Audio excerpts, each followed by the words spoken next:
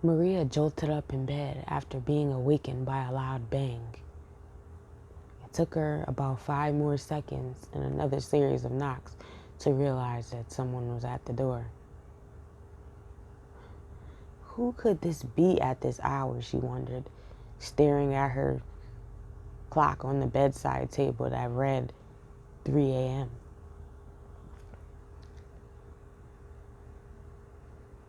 She slowly slid out of bed and threw on her robe.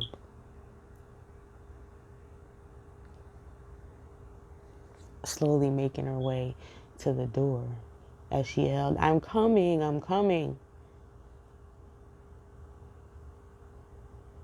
"Who is it?" she asked, afraid to open the door since she wasn't expecting anyone.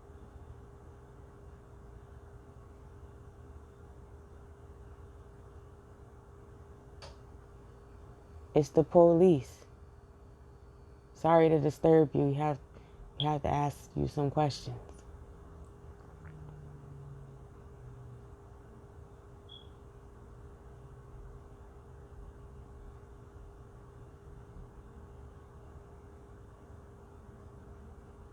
She slowly twisted the deadbolt and pulled open the door.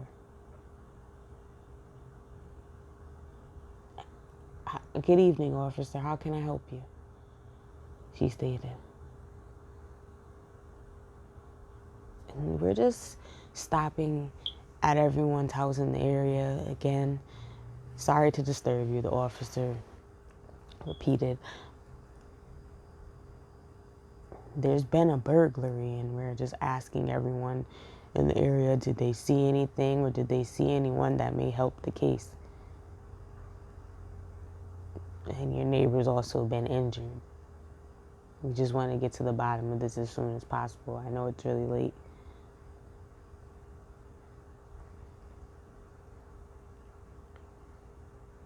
"Oh, no, officer. I've been in the bed since 10 p.m. I didn't hear a thing until you knocked on my door. I'm sorry. I wish I could be of more help. Which neighbor was burglarized and injured?" she asked.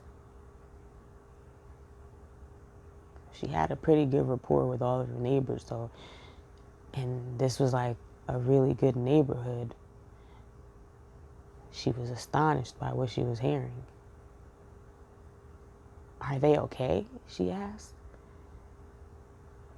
"Yeah, they'll be fine. They're in the ambulance being treated for minor cuts and bruises. It seems like the robber thought that no one would be home and they weren't expecting anyone to be there, so when she came down the stairs as they were collecting their booty, so as she came down the stairs while they're collecting their booty, it startled them and they attacked her.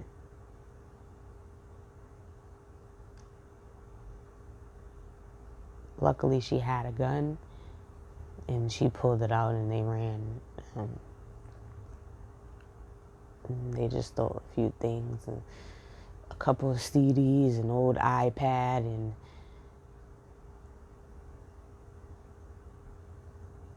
a little bit of jewelry that they had gathered before she came down the stairs. I assumed they didn't have a weapon, which is why they ran. Luckily, she didn't have to shoot them, and she was okay."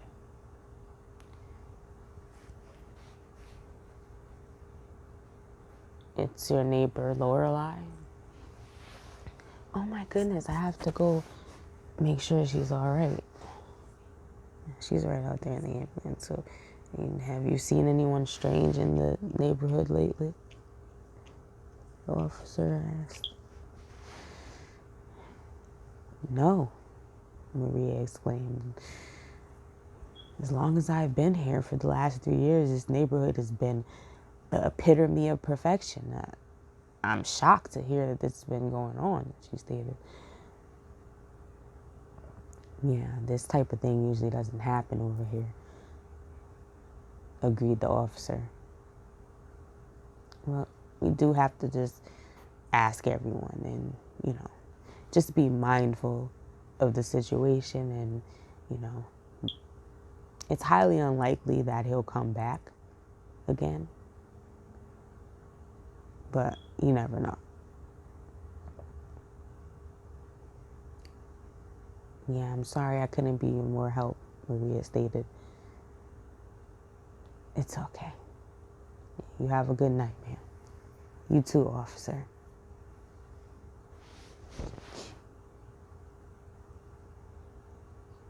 Maria rushed over to the ambulance to check on her neighbor, Lorelei. Oh my God, is everything okay? I know you must be scared shitless, she stated. Yeah, I'm okay, Lorelei replied. I almost blew that motherfucker into next week. He don't want to fuck with me.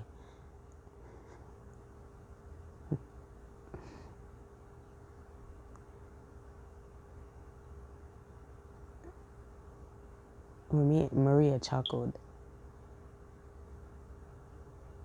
She loved how brave Lorelei was.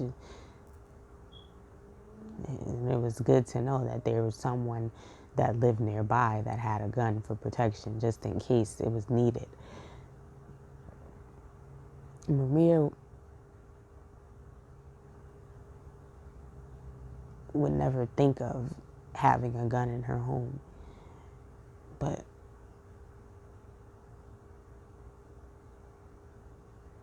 she didn't mind her neighbor having it.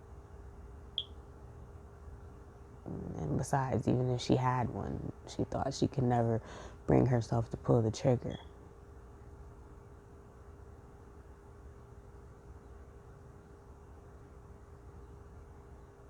She saw the look on Maria's face, and Lorelei giggled and said, I never shot anyone before. It's just for protection, just in case. I hope I never have to use it. I would never want to take someone's life, even if mine was on the line.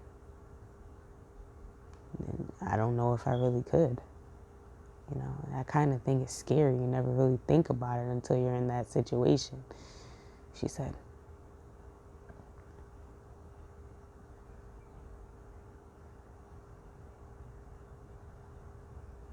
Maria just looked at her and nodded her head. And Lorelei was like, get on back to bed, baby. I'm sorry they woke you to ask you those questions. I know you were in there sleeping the night away, so I'll be fine. You go ahead and go back to sleep. You got to get up early to go to work in the morning. Are you sure? Yeah, I'm fine. There's just a few minor cuts and bruises. He didn't even have a weapon. I guess he assumed that I wasn't there, Lorelei stated. Well, okay, girl. I'm glad you're okay. You have a good night, Maria said. All right, good night. You too. Thanks for checking on me, Lorelei proclaimed. Maria slowly started walking back to her apartment. Oh, shit, she yelled, realizing that she stepped in a pile of poop, and all she had on her feet were her Ugg slippers that she wears in the house. Damn it, now I have to throw these out and buy some more, she said. Keep telling people to pick up this shit after their dog. This is ridiculous, she said, now heated. She really liked those slippers. They were her favorite shade of blue. She continued back to her apartment taking her slippers off before she stepped in and throwing them in the garbage.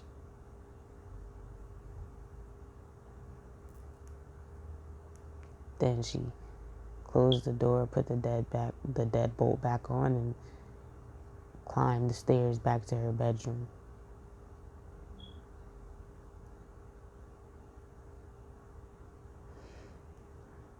She laid in bed, but after all that happened, she really couldn't fall back to sleep.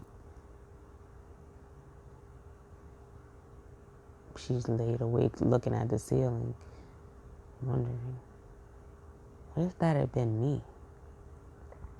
What if I had come down the stairs and caught someone trying to rob my place? I don't have any weapon. I don't have a gun. Could have been beaten to death.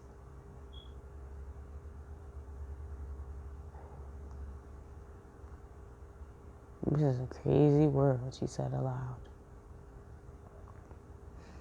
Then she closed her eyes and started counting sheep to try to fall back asleep. As Lorelai was correct, she did have an early morning tomorrow. She was the partner at the most prestigious law firm in her area. And she had a new client that she was meeting with today. So she wanted to be well prepared, well rested.